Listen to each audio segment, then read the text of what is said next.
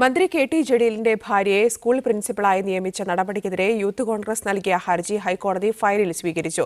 Whistle blower നിയമത്തിന്റെ അടിസ്ഥാനത്തിലാണ് ഹർജി. നിയമനം ക്രമവിരുദ്ധമാണ് എന്നും റദ്ദാക്കണമെന്നുമാണ് ഹർജിയിലെ ആവശ്യം.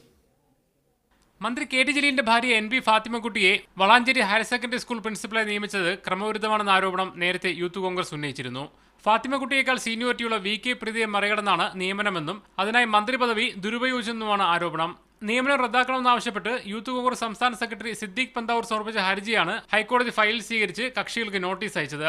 നിയമനത്തിന്റെ ഇര അല്ലാത്തതിനാൽ പൊതുപ്രവർത്തകർക്ക് ഹർജി നൽകുന്നതിന് തടസ്സമുണ്ടായിരുന്നു. ഈ സാഹചര്യത്തിലാണ് വിസിൽ ബ്ലോവർ ആക്ടിലെ 4-ാം വകുപ്പ് പ്രകാരമുള്ള പൊതുതാൽപര്യ ഹർജിയായി കോടതിയെ സമീപിച്ചത്.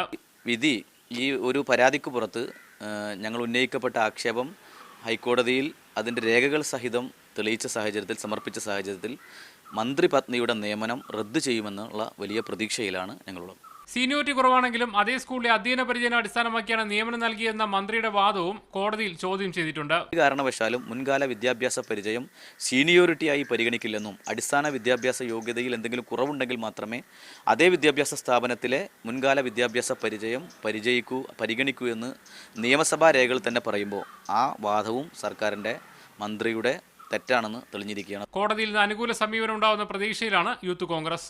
മീഡിയ 1 തിരുവനന്തപുരം.